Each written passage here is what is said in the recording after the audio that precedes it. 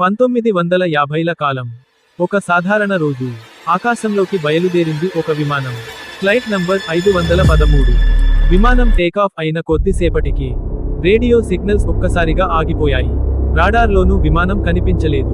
Air traffic control షాక్లో పడిపోయింది. గంటలు, రోజులు, నెలలు. కానీ ఆ విమానం జాడ మాత్రం లేదు. అందరూ అనుకున్నారు విమానం క్రాష్ అయిపోయింది. కానీ 30 సంవత్సరాల తర్వాత ఒక ఎయిర్పోర్ట్లో ఏ సిగ్నల్స్ లేకుండా ఒక పాత విమానం రన్వేపై ల్యాండ్ అయిందట. ఎయిర్పోర్ట్ సిబ్బంది దగ్గరికి వెళ్లారు. డోర్ తెరిచారు. అక్కడ చూసిన దృశ్యం, ప్రయాణికులంతా ఎముకలు. పైలట్ సీట్లో కూడా ఎముకలే. కానీ ఆశ్చర్యం ఏంటంటే విమానం లోపల ఉన్న గడియారాలు 30 సంవత్సరాలు గడిచినట్టు చూపించలేదట. అప్పుడు అందరి మనసుల్లో ఒకే ప్రశ్న, ఈ విమానం టైం ట్రావెల్ చేసిందా? ఏలియన్స్ లోకంలోకి వెళ్ళిందా?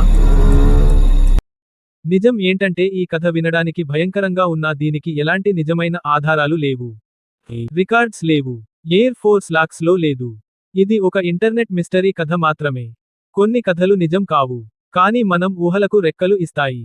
మీకు ఈ వీడియో నచ్చితే లైక్ చేయండి, షేర్ చేయండి, సబ్స్క్రైబ్ చేసుకోండి.